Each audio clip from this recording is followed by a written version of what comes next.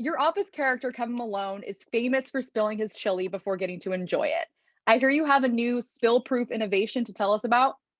Yes. Well, I partnered with Bush's last year because, well, I use their beans and I find they are the best beans. And we perfected a recipe. It's available on their website. And there was just one problem. We had a spill again. And so this year, we feel like everything is perfect, except, well, we need to not create another problem. So my crack team of pseudoscientists and engineers, we have constructed a pot that you cannot spill. It is a no spilly chili pot. Kevin Malone is known for making his family's famous chili. And are you a good cook and chili maker as well? I am. Yeah, I enjoy it. I mean, it kind of was born out of what happened on The Office, and that I never imagined that would have become the thing that it did. And so I sort of started making it kind of as a joke. I do like to cook. I do cook. Mhm. And then, yeah, got really into it and have tried a lot of different kinds of chili, and make it several times a year. And I don't know, I feel like it is, I mean, this is not novel. Like, it's a comfort food, but I feel like it feels comfortable. It kind of changes the way your house or your Yeah. apartment kind of feels and smells, and it just makes you feel good. So no, I do enjoy it and the association. I never dreamed that I would be talking about chili this many years later, but here we are. So take us back to the day that you shot that scene. How many takes did you have to do to get the spill right? Did you have to redo it several times, or was it like a one shot, we got this? One shot, one take. That's all I need. No, I've told it many times, but they came with a large degree of concern because this was going to cause a mess, and this was, after all, where we shoot the show. We shot it Yeah. at the end of the day, obviously, because we knew there was going to be, some cleanup. And the set decorators, the prop people, and they were very concerned because they had cut, I mean, a huge piece of carpet that stretched the entire front section of the office. And they came and they said, we have 3 pieces of carpet. So you can't, like, basically, don't screw this up for us because we can't do any more than that. But yes, thankfully we got it in one take. And as I've said, I don't know, they could have cleaned the floor. I don't know if they could have cleaned me well enough to do it again. I know often in film and television, they kind of do some, production magic. Was there real chili in there, or was it something else? If it was something else, do you know what it was? No, it was real chili. It was real It, chili. Did you no, get to it eat was, some? it was, no, it's spilled. I did not. They didn't I, make extra? no, there was no extra. No, I never thought, actually, until this moment, I have never thought about attempting to taste it from the floor. I guess maybe that would be taking it too far. Yes, no, I did not taste it, but it was real chili and very, very heavy. How do you plan on celebrating National Chili Day this year? Well, I mean, we're in the midst of this madness that's going on, and that's Hmm. why we're talking over this computer and not in Yep. person. I wish I could say that I was going to go and host or participate in some chili cook-off somewhere and try to dominate with my recipe, but no, this year I guess I'm going to be at home. I will make chili, and I will promise you that I will not spill it. You That's said right. that you and Bush just have worked on perfecting their recipe. So, what is the secret to a perfect chili? Well, I mean, obviously Bush's beans, Of that they course. are the best beans, obviously. I actually think the mistake, and the recipe, you can make it in a short period of time. I always feel like it tastes better and is better the longer it kind of sits there and simmers on the stove. I think the mistake that some people make is you do need to add the beans later. You need 15 or 20 minutes is enough time for the beans. You recently started a new podcast, The Office Deep Dive, and you've already had a couple of your co-stars on there. Can we expect to see some more co-stars in the coming weeks?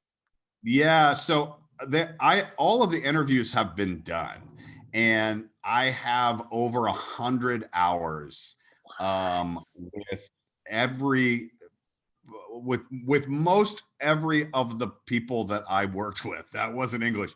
And I mean, from Steve Carell to our directors, who worked on the show, to crew members, other actors, writers, producers, NBC executive who Wow.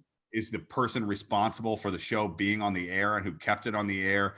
And I think that for people who are interested in really getting to know the people behind the show, I think that's really what you get. And I think that, people talk about viewing us as a family, or they have that kind of feeling and I think, my takeaway from all of it is, yeah, that it really shines through, and you really get to know these people in a way that you haven't heard them before. So I'm really touched with how much people are enjoying it so far, and I'm also really just excited for people to be able to hear these interviews with all of these people that I love so much. Kind of going off that, you said that everyone kind of views you guys as a family. You guys definitely seem that way. You seem so close still so many years later. Who would you say that you talk to the most or the closest with this many years later? I mean, if you take that analogy, if you take the analogy of a family and you kind of extrapolate it, I mean, this is no BS. This is really like what I think is like, that you have a variety, you share different things with different people, right? So like, for example, we're like in our, I don't know, 15th, 16th year of playing fantasy football together. So not everyone plays that, but like John Krasinski and Rainn Wilson and some of the writers and our stand-in who worked with us for 10 years, so like we communicate about football, and we'll text about football, and we'll joke, banter back and forth about that. Angela Kenzie and I spent a lot of time together. Oscar Nunez and I and Angela will, have appeared together at colleges and travel together, and we're friends. And so it really, and that's just two examples, but it really kind of depends on, what it is. Yeah.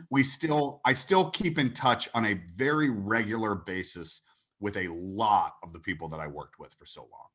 And others, like particularly some writers that I love. Like, I mean, I love, and, they've moved away. I've moved away. Like, we don't live in the same city anymore. We don't talk. And then we see each other, and it's just awesome. As The Office remains popular in streaming services, the fan base continues to grow, particularly with younger generation. How does it feel to have gained so many new fans? Like, what do you think it is about The Office that makes people want to watch it over and over again? It's crazy. No, I mean, it's crazy. And I think the big discovery, from doing this podcast and others, is that we truly, like, when the show was really struggling early on, we what we would say was something like this, right? There are 200 million people who work in offices in the United States. So if we can just get, 10% of those people, 5% of those people on a weekly basis to watch the show, like, oh, we're great. We're golden. Yeah. And I think that was kind of what we thought, like, oh, it's so relatable because of The Office. And truly, we were making a show for younger people, and we didn't know it. And I think that the big takeaway and discovery that I've had over the last year is that the experience of working in an office, in a work environment, and the experience of going to school is actually very similar. You have Definitely. you have an unreasonable boss / teacher that makes you do things that you don't want to do. You have to sit next to people sometimes that you don't choose to sit next to or do a project with, and, especially that, like, people who go junior high and then high school, and you're sort of, and in some case college, where you're sort of still with those same people and you have that long history. You see Creeds and Dwights and Jim and Pam's and all of those things. I think the Yeah. association and the universality of that it feels really right. It feels true, but it wasn't something that we were thinking about, if that makes any sense. If there was ever an opportunity for a reboot or even like a television movie special, would you want to do it? Do you think it would ever happen? I think that the idea that there would be some sort of reunion Mhm. slash movie special slash where are they now? I feel like I can see that pretty easily. I think that the reboot thing is more complicated. Well, like, one, in terms of practical realities, but also this is a thing that I kind of don't understand from people, which is that, like, at the end of The Office, Kevin was fired. Jim and Yeah. Pam now live in Austin. Stanley retired to Florida. Like, Andy Bernard went off and is going to be a music, or went back to work at Cornell, I think is where he ended up. So it's like, I'm not sure. I'm not the smartest guy. Greg Daniels is the smartest guy. And if he figures it out, that's great. But I don't know really what we would return back to. I think that's much more of the challenge. Like, Yeah. oh, Michael Scott's in Colorado with Amy Ryan slash Holly now. So it's like, I don't really know how that happens. But in terms of finding a reason for us all to get back together again, I think that's possible.